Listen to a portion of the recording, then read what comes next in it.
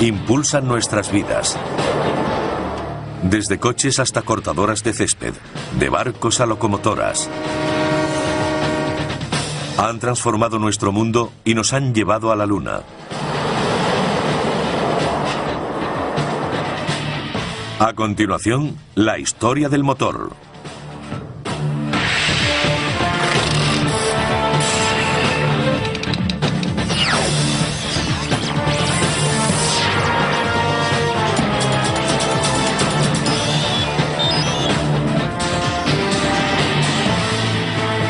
Maravillas modernas. Durante 3 siglos, estos ingeniosos diseños han sido la máxima expresión de la búsqueda de la excelencia técnica. Y a través de muchas generaciones de progreso tecnológico, han tenido un profundo efecto en nuestra forma de trabajar y viajar. La máquina de vapor reemplazó al caballo. Los motores eléctricos y de gasolina sustituyeron a la máquina de vapor. Más tarde, el reactor llevó las cosas a un nivel superior. Y ahora, los motores microtecnológicos demuestran que menos es más.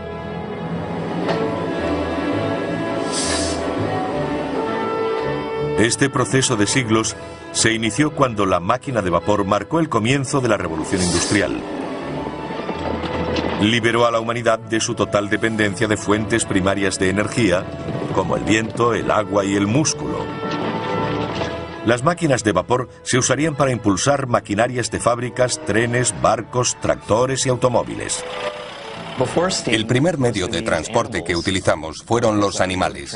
Cuando se inventó la máquina de vapor, pudimos mover más volumen, más rápido y de forma más segura que cuando se hacía con animales. Eso fue un cambio enorme. La gente se sentía menos atada a las pequeñas ciudades. Podían vivir en el campo y seguir conectados con la ciudad.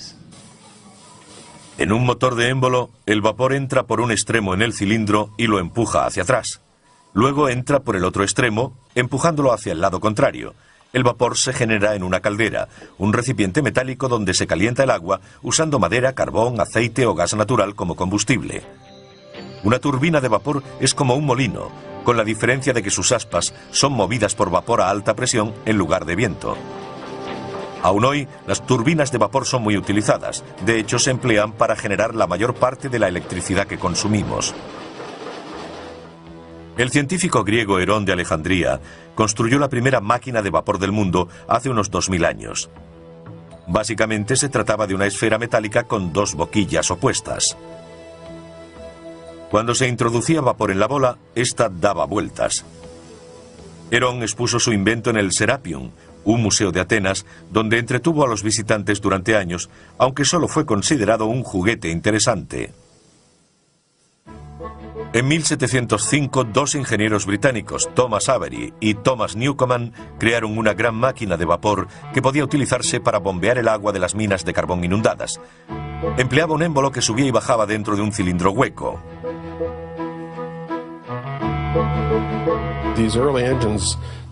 Estos primeros motores no tenían el engranaje necesario para convertir el movimiento de vaivén en otro de impulso rotatorio. Eso no sucedió hasta la década de 1770, cuando James Watt desarrolló la máquina de vapor más famosa del siglo XVIII. James Watt, un profesor de la Universidad de Glasgow, inventó varias mejoras, haciéndola mucho más práctica para mover maquinaria. Su regulador centrífugo de bolas se expandía a medida que el motor iba más rápido. La fuerza centrífuga hacía que las pesadas bolas metálicas se separaran, cerrando una válvula que lo desaceleraba.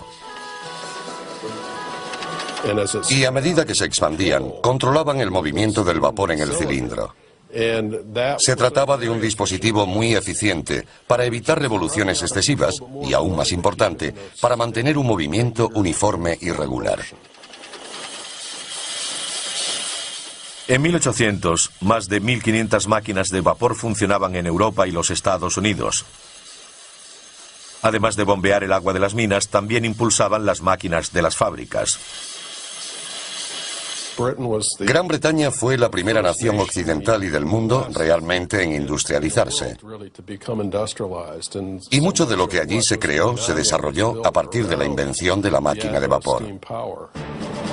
En 1830 los barcos de vapor atravesaban regularmente el Atlántico. Los primeros no eran muy diferentes de los de vela de ese periodo. Tenían altos mástiles y velas, pero la gran diferencia era la enorme rueda de paletas en medio del barco. Movida por una máquina de vapor, proporcionaba potencia extra al girar en el agua. La mayoría de los barcos de vapor y los posteriores ferrocarriles redujeron radicalmente el tiempo para recorrer largas distancias. El político norteamericano Chancy Calhoun a menudo hablaba de conquistar espacio. Y básicamente eso es lo que hicieron estas máquinas. Ayudaron a conquistar espacio. Acortaron distancias entre dos lugares. Eso fue particularmente cierto en el caso de las máquinas de vapor cabalgando sobre raíles de acero que abrieron la entrada al oeste americano en 1800. En 1860 había casi 50.000 kilómetros de vías en Estados Unidos. Y en 1869 se puso el clavo dorado en Promontory Point, Utah, para unir las vías de la Unión y la Central, procedentes de las costas este y oeste. En Norteamérica, la mayoría de los trenes de la época eran tirados por locomotoras 440 con 4 ruedas conductoras y 4 motrices. Pesaban 50 toneladas. Otra importante aplicación fue en la maquinaria agrícola. En el campo, uno podía quemar paja para su maquinaria agrícola, madera, incluso carbón. La máquina de vapor era muy adaptable y aceptaba cualquier combustible. Eso la hizo ideal para el campo. Enormes tractores de vapor comenzaron a transformar la agricultura a finales del siglo XIX. Fue una época en la que términos como bestia, leviatán y otros parecidos fueron muy utilizados. Algunos de estos motores pesaban de 10 a 20 toneladas. Eran enormes. A mediados de siglo, un norteamericano, George Corliss, desarrolló la más importante máquina de vapor desde James Watt. Su nuevo sistema de regulación le permitía funcionar a un ritmo constante, haciéndolo ideal para la industria textil.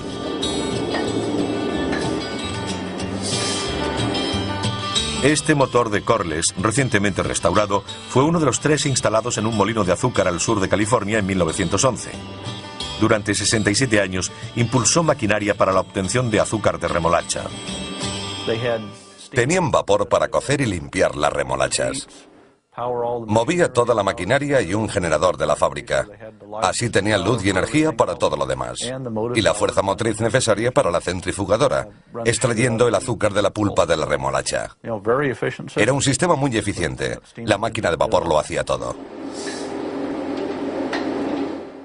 El enorme volante pesaba 8.500 kilos y el conjunto unos 40.000.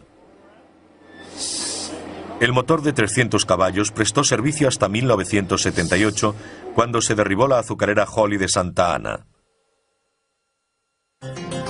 Un tipo completamente nuevo de máquina de vapor sin pistones fue presentado por 2 ingenieros a finales de 1800. Charles Parsons, de Gran Bretaña, y Carl de Leval, de Suecia. Y no es el único tipo de máquina de vapor que sigue hoy en uso. Las turbinas que utilizan la presión del vapor para hacer girar las aspas de un rotor son más compactas que los motores de émbolo. Y normalmente permiten temperaturas superiores y una mayor expansión del vapor. Todo ello implica más potencia. A principios de 1900 navegaban por el Atlántico varios buques impulsados por turbinas, y en 1920 ya habían sustituido a los antiguos motores de émbolo en los grandes transatlánticos. Desde el Queen Mary, votado en 1934, hasta el Estados Unidos, votado en 1951, eran propulsados por turbinas de vapor. Actualmente, portaaviones y submarinos de la Marina estadounidense son propulsados por turbinas de vapor con combustible nuclear. Es muy probable que el televisor que ahora mismo está mirando funcione gracias al vapor. La mayoría de las centrales eléctricas, sobre todo en Estados Unidos, utilizan turbinas de vapor, incluyendo las nucleares como esta. El generador de la central eléctrica de hecho es de vapor. Sea su fuente de calor de origen nuclear, carbón o gas natural, se trata de una máquina de vapor. Resulta algo irónico que todavía usemos una tecnología que fue inventada hace casi 200 años. El agua circula a través del núcleo, adquiere el calor de la fisión y llega hasta los generadores de vapor, donde se convierte en vapor al instante. A continuación recorre los conductos de vapor hasta la turbina principal y la hace girar para producir electricidad. Puede que las turbinas tengan vigencia, pero los motores de émbolo llevan mucho tiempo en silencio. En Estados Unidos no se fabrican desde los años 50.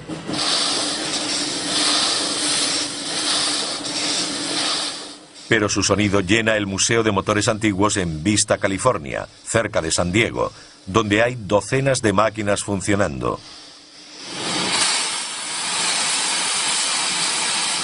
En su día fueron impresionantes imágenes de una potencia sin precedentes. Pero hubo grandes errores que convirtieron a estos enormes monstruos en dinosaurios. La transferencia de calor es un proceso lento, y en las máquinas de vapor hay que transferir el calor desde un fluido caliente, concretamente gases de combustión, al fluido que realmente produce la potencia, el vapor. Se advirtió que utilizando motores de combustión interna en los que el fluido que se expande y el que genera el calor es el mismo, la mezcla carburante, se obtenía más potencia con un motor más pequeño. Pero antes de la aparición del motor de combustión interna, surgió otra nueva máquina para ayudar a mover el mundo que no quemaba combustible. A continuación, el eléctrico se gana un lugar entre los motores del mundo. Cuando se extendió el uso de las máquinas de vapor a principios del siglo XIX, eran muy potentes. Pero esa potencia tenía un precio. También eran muy peligrosas. Para obtener la máxima potencia, sus calderas tenían que contener vapor a altas presiones, y no siempre estaban a la altura. En el siglo XIX había problemas con las explosiones de calderas. Solían ocurrir accidentes en los que moría mucha gente. Robert Sterling, un clérigo escocés, estaba cansado de ver a sus parroquianos resultar heridos o muertos por explosiones de máquinas de vapor. Así que decidió hacer algo. Mitad inventor, mitad predicador. Un hombre renacentista, fue un tipo increíble. Sterling desarrolló un motor totalmente nuevo, en 1816, al que llamó de aire caliente. Hoy es conocido como motor Sterling. Los motores que desarrolló eran de baja presión. En su interior no había nada a alta presión que pudiese explotar, incluso si la máquina se estropeaba. Los motores Sterling funcionan calentando una parte del mismo motor y enfriando otra. En su interior hay un mecanismo que hace circular el aire entre el lado caliente y el frío. Cuando está en la parte caliente, el aire se expande y empuja un pistón. Y cuando pasa por el lado frío, se contrae tirando del pistón. Pero había un problema con el invento del reverendo Sterling. Los metales utilizados en el siglo XIX no aguantaban bien el calor para que fuese tan duradero como la máquina de vapor. Los metales no aguantaban la alta temperatura de la llama continua. La caldera es la parte de la máquina de vapor que está expuesta a la llama continua, mientras que en el Sterling es el cilindro, una parte diferente. Pero con la metalurgia moderna, algunos creen que el motor Sterling ahora podría ser viable. Brent van Arsdale fabrica pequeños motores de demostración que revelan las capacidades del invento del reverendo Sterling. Uno de ellos funciona con el calor desprendido de una taza de café. Pero lo más sorprendente es que también funciona con el aire frío de un cuenco lleno de hielo. Todo lo que necesita es una diferencia de temperatura. Lo único que hay que hacer es mantener una parte fría y la otra caliente. Funcionan en cualquier sitio donde sea posible mantener la diferencia de temperatura. Este motor Sterling puede funcionar con el calor de la palma de la mano. Durante décadas se ha intentado poner motores Sterling en vehículos y aún no es viable. Son caros, mucho más que los alternativos de gasolina o diésel. Y es muy difícil que sean eficientes debido al continuo cambio de régimen, ya que el conductor va reduciendo o acelerando. Eso dificulta el rendimiento permanente del motor, especialmente en un Sterling.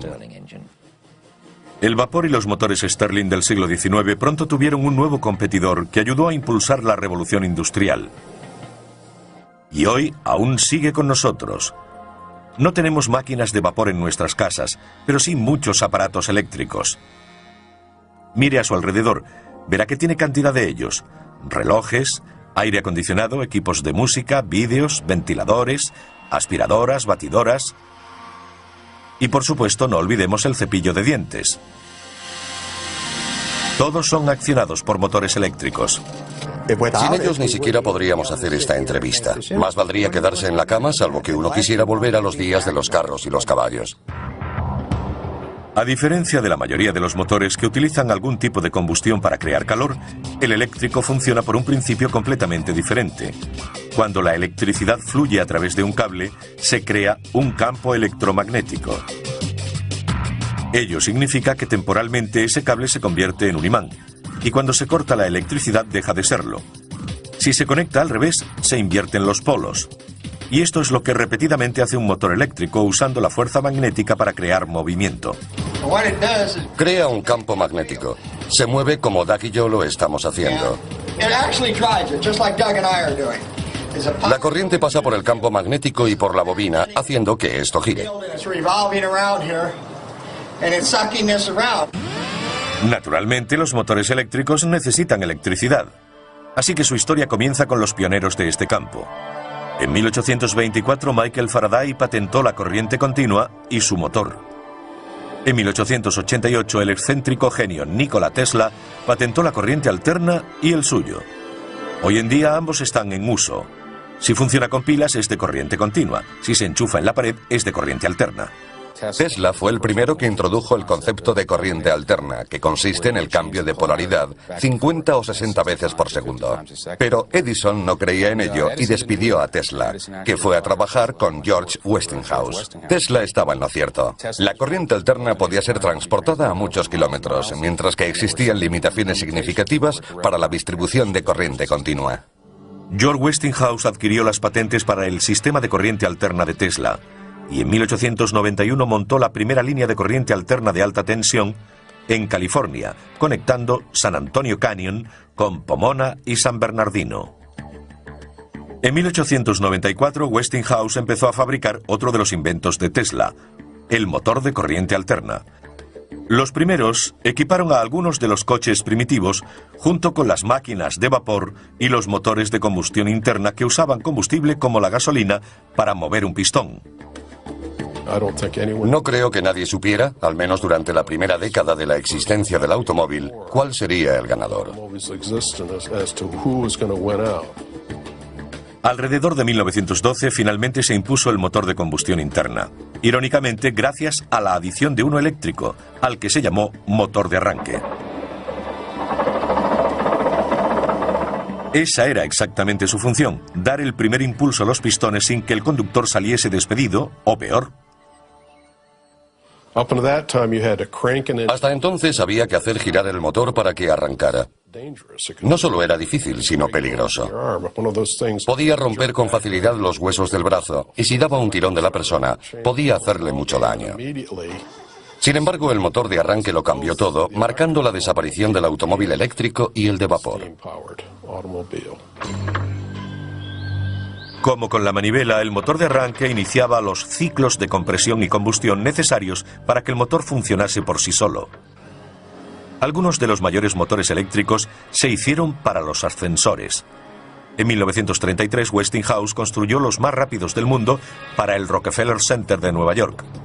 En 1972, instaló los ascensores en el que era por aquel entonces el edificio más alto del mundo, la Torre Sears, en Chicago. En la década de los 90, el motor eléctrico regresó al mundo automovilístico cuando la General Motors presentó el EV1. Muy ligero de peso y con un fuerte chasis rígido, además tenía una de las carrocerías más aerodinámicas jamás fabricadas. Hay quien dijo que fue construido como un avión más que como un coche. Fue un fracaso y se canceló su producción en el 2000. Como sucede con todos los coches eléctricos, el problema es su limitada autonomía entre recargas. Si uno tiene prisa y solo puede recorrer 160 kilómetros parando 8 horas para recargar la batería, mejor se compra un carromato. No creo probable que en 10 o 20 años los vehículos eléctricos compitan con los estándar. La tecnología de las baterías no es lo bastante buena y cuesta mucho, aplicada a la escala que requiere la cantidad de energía necesaria para propulsar un vehículo. Si se redujera su tamaño y aceptásemos una autonomía limitada, los coches eléctricos podrían resultar interesantes, porque realmente no producen emisiones cuando circulan. Puede que ellos no contaminen, pero sí ocurre donde se genera la electricidad que necesitan para recargar sus baterías, ya que la mayor parte proviene de centrales que queman combustibles fósiles. Como los vehículos eléctricos precisan baterías de duración limitada o líneas aéreas a las que conectarse, han tenido más éxito en el transporte público que en el privado. Ciudades como Los Ángeles introdujeron los primeros tranvías eléctricos a principios del siglo XX. Y en algunas ciudades todavía existen. Prácticamente todos los sistemas de metro y de transporte ferroviario ligero usan motores eléctricos. ¿Por qué llamamos motores eléctricos al resto de máquinas que impulsan nuestra vida cotidiana? Ese es un tema de debate. Una discusión que podría mantener a científicos e ingenieros ocupados durante horas. A veces se refieren a él como el gran debate. No creo que haya una respuesta clara. Técnicamente usamos la palabra motor para designar a un dispositivo que toma energía de alguna fuente, como un combustible, y la convierte en energía que podemos utilizar para accionar algo. Personalmente, cuando pienso en un motor, lo hago en uno térmico. Yo soy termodinamicista y me refiero a motores térmicos. Incluso en la industria hay muchas incongruencias respecto a la nomenclatura. Yo no llamaría motores a los mecanismos básicos como los eléctricos.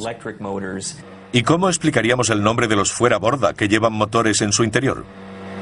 Es una buena pregunta. Nunca he dicho que fuésemos coherentes en cuanto al uso de esos términos. En la automoción, un motor puede ser una máquina eléctrica o de combustión interna. Entonces, ¿cómo llegó Detroit a convertirse en la ciudad del motor? Otra buena pregunta. A continuación, el motor de combustión interna crea una industria nueva en Motown, y el mundo se vuelve loco por el automovilismo. En hora punta, en una ciudad como Los Ángeles, resulta terriblemente obvio cómo el motor de combustión interna cambió el mundo. La próxima vez que se encuentre en un atasco como este, piense en Etienne Renoir. Él diseñó el primer motor de combustión interna en 1860. Como las primeras máquinas de vapor, fue desarrollado para bombear el agua de las minas de carbón inundadas. Todo un éxito, se vendieron unos 5.000. En 1876, 16 años más tarde, Nicolaus Otto patentó el primer motor de 4 tiempos de combustión interna. Se utiliza en casi todos los coches actuales, por lo que deberíamos hablar de industria automovilística. Aún hoy, utilizamos el mismo ciclo de 4 tiempos y apenas lo hemos modificado. Hay un pistón dentro de un cilindro, una biela y un cigüeñal, como sencillo mecanismo para convertir el movimiento de subida y bajada del pistón en el movimiento rotatorio de árbol de transmisión. Es lo que inventó y lo que aún utilizamos. En 1892, Rudolf Diesel patentó el motor diésel. Es similar al motor de combustión interna corriente, salvo que no tiene bujías. Se aspira aire en el tiempo de bajada. Luego es comprimido en el de subida, lo que hace que aumente mucho de temperatura. El aire se calienta tanto que cuando se inyecta el gasóleo, la mezcla del combustible y el aire arde. Mercedes-Benz produjo en serie los primeros automóviles diésel en los años 30. Por su robustez y potencia, los motores diésel de los distintos fabricantes son ampliamente utilizados en grandes camiones y maquinaria pesada. A medida que evolucionaban tanto los de gasolina como los diésel, cambiaron la forma en que se construían las ciudades. También cambiaron la forma de combatir. En la Segunda Guerra Mundial, la producción alcanzó un récord máximo en Estados Unidos. Los nuevos motores hechos en Detroit impulsaron el esfuerzo bélico. Los industriales norteamericanos utilizaron su equipamiento y conocimientos para fabricar 4 millones de motores de todo tipo y tamaño, para camiones, tanques y aviones. La construcción de esta fábrica kilométrica a las afueras de Dearborn, Michigan, costó al gobierno $65 millones. Bajo la dirección de Henry Ford produjo 57.000 motores de avión y 9.000 bombarderos. Otras plantas de Ford produjeron 250.000 de tanques y jeeps. Al confiar en los motores de pistones para nuestros cazas y bombarderos, la industria automovilística adaptó sus instalaciones de fabricación para estas aplicaciones. Y la producción de coches disminuyó mucho. Hasta los años 50, la mayor parte del desarrollo del motor se concentraba en hacerlos más potentes y baratos de fabricar. Más tarde apareció en el horizonte algo llamado humo, y por ello la tecnología tuvo que acelerar en una dirección diferente. Los sistemas de control de contaminación presentados por todos los fabricantes de automóviles en los años 60 y 70 redujeron las emisiones, pero también disminuyeron la potencia, ya que reducían la toma de aire. Un motor que no puede respirar libremente es menos potente. En la vida del motor de combustión interna, la mayoría de los desarrollos han sido evolutivos, pero uno de ellos fue revolucionario. El inventor alemán Felix Wankel ideó un diseño nuevo y sencillo en 1924. Pero hasta 1957 no se construyó el primer motor rotativo Wankel verdaderamente funcional. Era una innovación espectacular. Gracias a su movimiento giratorio, en vez del de subida y bajada como el de pistones, reducía drásticamente la vibración. A lo largo del tiempo, mucha gente ha intentado idear una geometría mejor. Hay algunos aspectos negativos en esta sencilla disposición de cilindro, pistón y biela. La masa se mueve arriba y abajo, y de esa forma es difícil evitar la vibración resultante. Pero hasta ahora, con la sola excepción de Wankel, nadie ha inventado una geometría que alcance producción mundial. Es este rotor de forma más o menos triangular el que se mueve dentro de un contenedor, pero no simétricamente. Está descentrado, y al girar, el rotor triangular comprime o expande, igual que el pistón con su movimiento de subida y bajada en el cilindro. Me siento muy unido al motor rotativo, sin duda alguna. Kobi Kobayakawa, jubilado recientemente, dirigió el proyecto del gran éxito de Mazda, el RX-7 con motor rotativo. Esta es la única parte móvil del motor rotativo. No tiene válvulas de admisión o escape ni árbol de levas. Básicamente solo hay dos partes móviles, los dos rotores. En cambio, en un V6 están los pistones, las bielas, las válvulas y el árbol de levas. Puede haber unas 50 piezas móviles. En 2001, Mazda completó el desarrollo de un nuevo modelo de motor rotativo llamado RX-8. Puede parecer pequeño, pero con sus 255 caballos puede competir con otros mucho mayores de pistones. Es el único coche de serie que carece de pistones. Kobi Kobayakawa habló con Felix Wankel pocos años antes de la muerte del inventor, en 1888. Yo le admiraba desde hacía muchos años. Su forma de ver el motor rotativo de Mazda siempre fue como la de un padre a un hijo.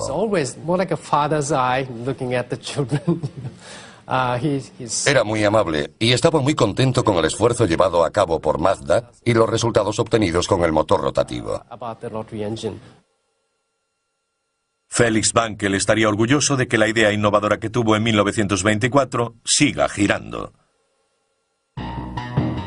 A continuación, diminutos ingenios que hacen que un ácaro del polvo parezca un monstruo.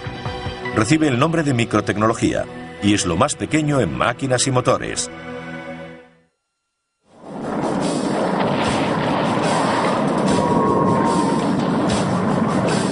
...1941. El mundo está en guerra. Es el momento de un nuevo avance tecnológico. Aparece el reactor. El motor a reacción es una turbina de gas. La rápida expulsión de los gases de escape por detrás proporciona el impulso.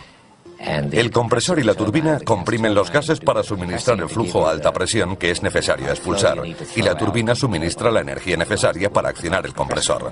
La restante es para la impulsión.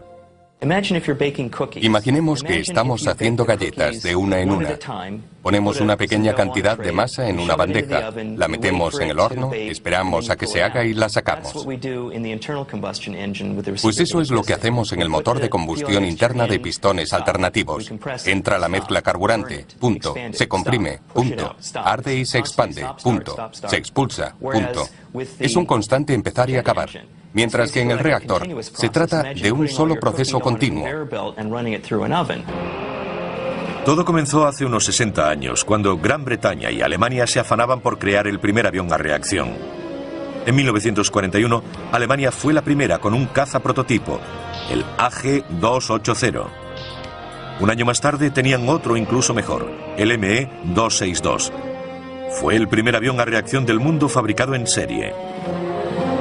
El primer reactor británico, el caza Gloster Meteor, hizo su primer vuelo de prueba en marzo de 1943. Desde entonces se ha evolucionado hasta llegar a esto. Airbus Industries desarrolla lo que algunos llaman el Super Jumbo. Un avión de 2 plantas, un 50% mayor que el Boeing 747 y capaz de transportar de 600 a 700 pasajeros.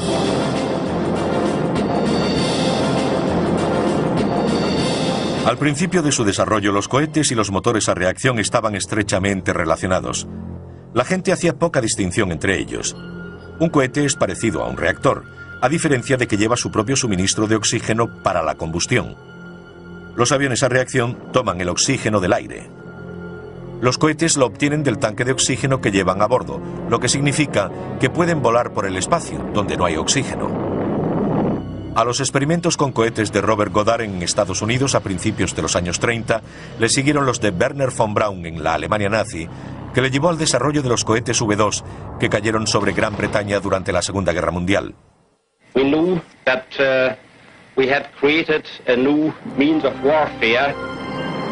La tecnología de cohetes de Goddard y von Braun permitió futuros desarrollos como la ruptura de la barrera del sonido por Chuck Yeager en 1947, el lanzamiento del satélite ruso Sputnik en 1957 y el alunizaje del Apolo 11 en 1969. Hoy los 3 cohetes principales que impulsan la lanzadera espacial originan un empuje equivalente a 37 millones de caballos. Es lo que producirían 23 presas Hoover juntas. Los motores consumen casi 250.000 litros de hidrógeno líquido por minuto. Son móviles y se utilizan para controlar la lanzadera durante el vuelo. También proporcionan empuje adicional durante el lanzamiento, complementando a los 2 enormes cohetes propulsores que caen al mar tras el despegue. Durante décadas, los nuevos avances tecnológicos han llevado a la creación de mayores motores. Pero uno de los campos de investigación actuales más excitantes implica la creación de unos diminutos que caben en la punta de un dedo. La microtecnología es un área de investigación en creciente expansión que surge a partir de la miniaturización de los componentes electrónicos. Algunas de estas técnicas se usan para construir motores microtecnológicos. Hay muchas ventajas en reducir el tamaño de las cosas. Al miniaturizar algo, el peso baja, la dimensión elevada al cubo. Pero la fuerza propulsora disminuye a la dimensión al cuadrado. Así que a medida que se reduce de tamaño, aumenta la propulsión respecto al peso. El profesor Martin Schmidt del Instituto de Tecnología de Massachusetts ha desarrollado un motor a reacción del tamaño de un sello de correos. ¿Pero por qué lo hizo? En primer lugar, porque es muy divertido. Y en segundo lugar, porque hay muchas aplicaciones para este tipo de propulsión, como aviones o satélites en miniatura. Los diminutos motores a reacción del profesor Schmidt funcionan exactamente igual que los de un Boeing 747. Este sería un motor de turbina, donde el aire accedería a través del hueco central. Luego se inyectaría el combustible por una serie de puertos que hay aquí. El aire y el combustible se mezclarían a través de un compresor en un volumen de combustión que está alrededor, en esta parte. Y luego pasaría a través de la turbina para acabar siendo expulsado por aquí. Dentro se encuentra este pequeño disco que gira a 1,5 millones de revoluciones por minuto. Los científicos del Instituto de Tecnología de Massachusetts creen que este motor podría impulsar un avión diminuto con una envergadura de unos 8 centímetros. Cientos de estos baratos microreactores desechables podrían servir para misiones de reconocimiento de las Fuerzas Armadas o para el estudio climático. Otra aplicación en la que los científicos tienen grandes esperanzas es la generación de electricidad para sustituir a las pesadas y menos eficaces baterías de los ordenadores portátiles, por ejemplo. Algunos científicos trabajan en nuevos conceptos de micromotores que aún no existen a tamaño real. Nuestro objetivo es crear un dispositivo del tamaño de un botón que esperamos genere unos 50 milivatios, suficientes para alimentar un teléfono móvil o una agenda electrónica. Varios juntos servirían para un ordenador portátil. Si tomamos una mezcla de aire y combustible, la introducimos en el centro de la espiral de intercambio de calor y la quemamos, podríamos utilizar gases resultantes de la combustión para precalentar la mezcla entrante. Se puede obtener combustión en situaciones donde no haya llama. Si ponemos en estas paredes dispositivos llamados materiales termoeléctricos, podríamos utilizarlo para generar energía eléctrica. Algunos motores microtecnológicos tienen engranajes del tamaño de un grano de polen y dientes del tamaño de un glóbulo rojo. Si se quiere hacer que uno microtecnológico parezca grande, solo hay que ponerlo junto a otro nanotecnológico. Las nanomáquinas son tan pequeñas que ni siquiera pueden verse con un microscopio. Nano significa una milmillonésima, así que aquello que mida la milmillonésima parte de un metro tendrá un nanómetro, algo a menudo discutido. Si ponemos 10 átomos en fila, esta medirá alrededor de un nanómetro. Los orígenes de la nanotecnología se remontan a 1959, cuando el desaparecido científico Richard Feynman dio una conferencia legendaria en el Instituto de Tecnología de California. La tituló «Hay mucho sitio en el fondo». Si profundizamos lo suficiente, todos nuestros dispositivos pueden ser producidos en serie a fin de ser copias absolutamente perfectas unos de otros. Quiero construir 1.000 millones de fábricas diminutas, exactamente iguales, que trabajen simultáneamente taladrando, estampando. El asunto consistía en hacer las cosas cada vez más pequeñas. Y él no veía ninguna violación de las leyes físicas, por ejemplo, la de la termodinámica, para crear cosas realmente pequeñas. Es mi intención ofrecer un premio de $1.000 a la primera persona que construya un motor eléctrico operativo de 0,2 centímetros cúbicos. El premio fue reclamado hace años, pero el profesor Ross Kelly de la Universidad de Boston quiso superar el desafío de Feynman. Pretendemos crear una especie de molécula que es mucho más pequeña que la medida que él fijó. Así, 40 años después, intentamos dar una respuesta final al desafío, haciéndolo a la menor escala posible. El profesor Kelly tuvo éxito al manipular 78 átomos para crear un motor consistente en una sola molécula personalizada. El diseño original, que por supuesto es mucho más pequeño que esto, consta de dos partes. Una giratoria que parece un engranaje con 3 aspas y otra que hace las veces de trinquete. Se suponía que debía rotar así. Cada esquina representa un átomo de carbono con uno de hidrógeno, que está conectado a la esquina siguiente por un enlace entre los 2 átomos de carbono. La siguiente esquina también se une al otro mediante un enlace entre los átomos de carbono, y gracias a las leyes de la química se puede predecir la longitud de las distancias y la geometría. En otras palabras, incluso a pesar de ser tan diminuto que es imposible verlo, Kelly sabe que ha creado una molécula cuyos átomos funcionan como un motor. Le llevó 4 años desarrollar su molécula motora, pero ahora puede producirse en grandes cantidades, muy grandes.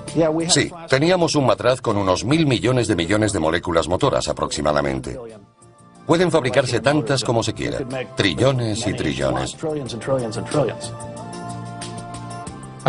Creo que la manipulación a nivel micro y nanotecnológico tendrá un gran impacto, permitiéndonos construir un número casi limitado de dispositivos y sistemas. De hecho, estos tendrán tantas aplicaciones como las tuvieron los construidos durante la Revolución Industrial.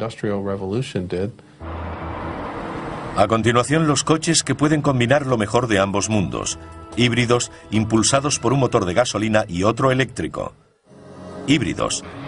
Hay quienes los ven como el futuro de los automóviles. En los híbridos como el Prius, presentado por Toyota en 1997, los motores pueden propulsar el coche de forma independiente o conjunta. Para reducir las emisiones, El eléctrico se utiliza para impulsar al vehículo hasta los 25 km/h aproximadamente. Luego entra en acción el de gasolina. Los coches eléctricos no contaminan, pero el problema es que tienen que ser recargados constantemente. Los híbridos ofrecen las ventajas de los coches eléctricos y no hay que enchufarlos a los lugares de recarga, porque lo hacen mientras están en movimiento. Es regenerativo. Toma la energía de las ruedas y a través del motor vuelve a la batería. Con el frenado regenerativo, el coche desacelera usando su motor eléctrico como un generador. Esto crea una resistencia en la tracción y carga la batería. En otras palabras, funcionando como un freno, el generador crea energía en lugar de desperdiciarla en forma de calor desprendido, como los frenos normales. A medida que doblamos la esquina, la aceleración inicial es motora. Y a medida que piso el acelerador, comienza a funcionar el motor. El verde es carga, el rojo es potencia. Si dejo de pisar el acelerador, el motor se desconecta. La energía fluye desde las ruedas a través del motor hasta las baterías. Honda, rival de Toyota, empezó a vender este híbrido biplaza llamado Insight en el año 2000. Ambos cuestan unos 17.000 euros. En Japón se han vendido más de 34.000 híbridos desde 1997. Son más caros porque tienen unas baterías y un motor añadidos que hay que sumar al normal de gasolina. Y los beneficios dependen del tipo de conducción que ofrezcan estos vehículos. En Japón casi doblan las ventas de vehículos diésel, ya que sus autovías están muy congestionadas. La conducción es lenta y hay que estar todo el tiempo parando y arrancando. Si lo comparamos con el tipo de conducción que tenemos en Norteamérica, donde las autovías están menos congestionadas y conducimos a más velocidad y mayores distancias, los híbridos no resultan tan atractivos. Los trenes han utilizado el concepto de híbridos desde hace años. Las locomotoras que llamamos diésel son realmente diésel eléctricas, con un potente motor diésel que genera electricidad para que los motores eléctricos muevan las ruedas. Sin embargo, los híbridos no son la única esperanza del futuro de los automóviles. También está el hidrógeno. En el año 2000, BMW presentó el primer coche de fabricación en serie del mundo que podía trabajar con hidrógeno o gasolina. Cuando se cambia el modo para que funcione con hidrógeno, es como desactivar la contaminación. Lo único que sale del tubo de escape es vapor de agua. Pero el hidrógeno tiene un precio. La pregunta clave es, si alguien quiere hidrógeno, ¿dónde lo consigue? La forma más económica de obtenerlo es a partir del gas natural, que contiene carbono. Así que al producir hidrógeno, liberamos carbono a la atmósfera, algo que no ayuda mucho al efecto invernadero. Si obtuviésemos el hidrógeno a partir de la energía nuclear o solar, quizás pudiéramos encontrar una forma económica de hacerlo sin liberar dióxido de carbono.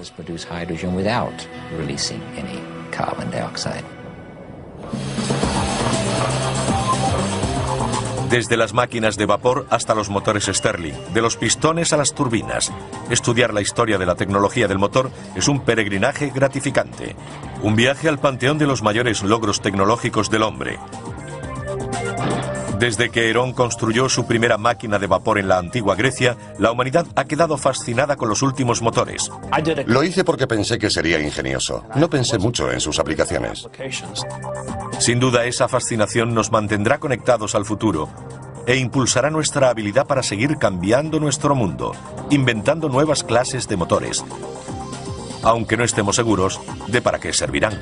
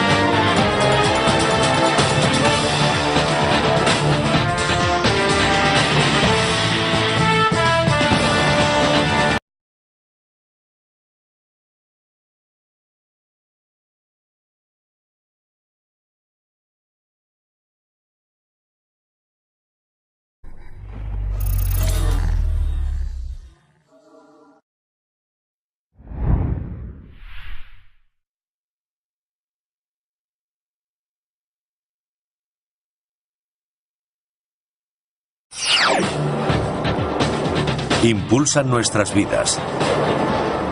Desde coches hasta cortadoras de césped, de barcos a locomotoras. Han transformado nuestro mundo y nos han llevado a la Luna. A continuación, la historia del motor.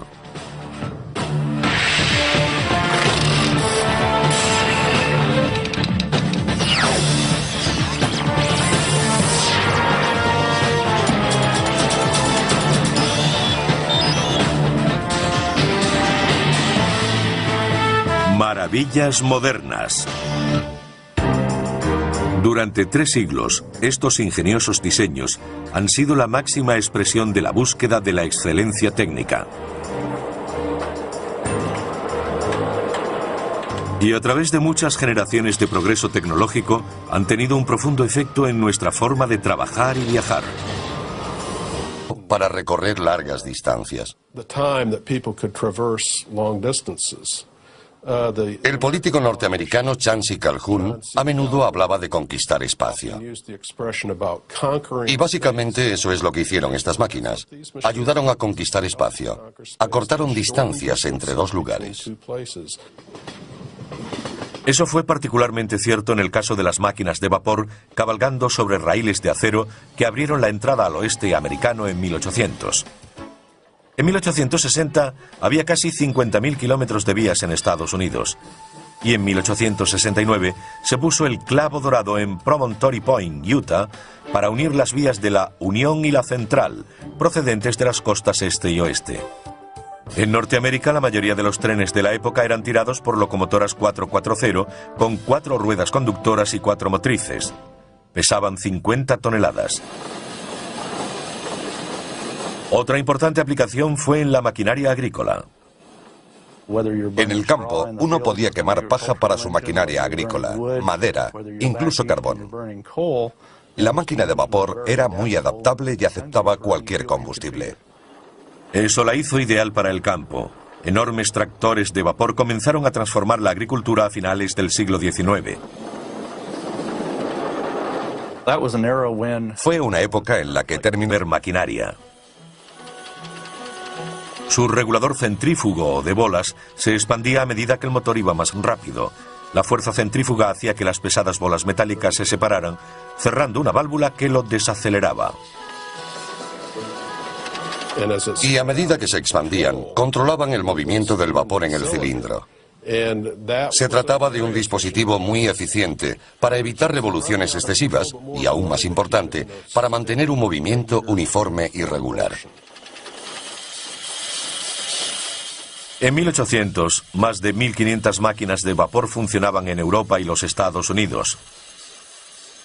Además de bombear el agua de las minas, también impulsaban las máquinas de las fábricas. Gran Bretaña fue la primera nación occidental y del mundo realmente en industrializarse. Y mucho de lo que allí se creó se desarrolló a partir de la invención de la máquina de vapor. En 1830 los barcos de vapor atravesaban regularmente el Atlántico. Los primeros no eran muy diferentes de los de vela de ese periodo.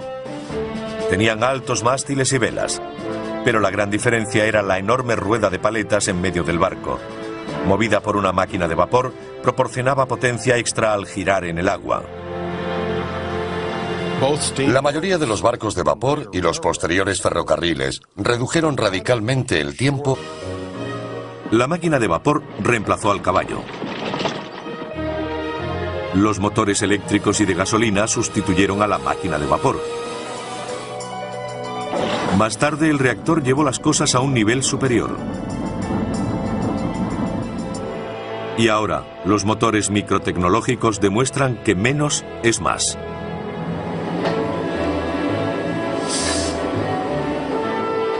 Este proceso de siglos se inició cuando la máquina de vapor marcó el comienzo de la revolución industrial. Liberó a la humanidad de su total dependencia de fuentes primarias de energía, como el viento, el agua y el músculo. Las máquinas de vapor se usarían para impulsar maquinarias de fábricas, trenes, barcos, tractores y automóviles. El primer medio de transporte que utilizamos fueron los animales.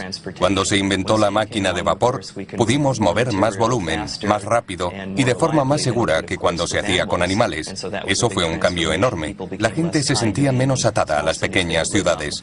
Podían vivir en el campo y seguir conectados con la ciudad.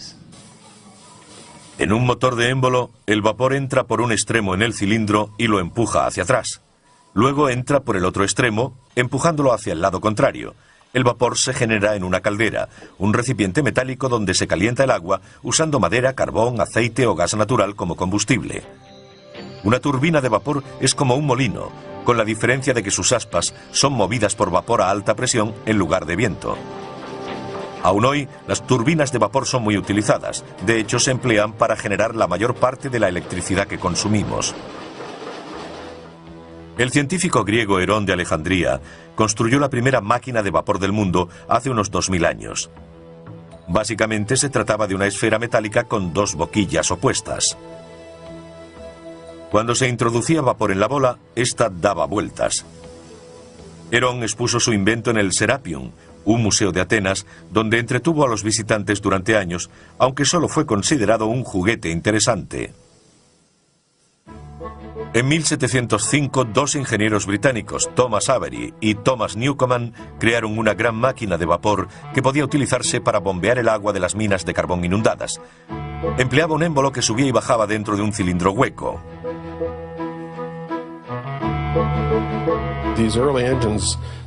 Estos primeros motores no tenían el engranaje necesario para convertir el movimiento de vaivén en otro de impulso rotatorio. Eso no sucedió hasta la década de 1770, cuando James Watt desarrolló la máquina de vapor más famosa del siglo XVIII. James Watt, un profesor de la Universidad de Glasgow, inventó varias mejoras, haciéndola mucho más práctica para mover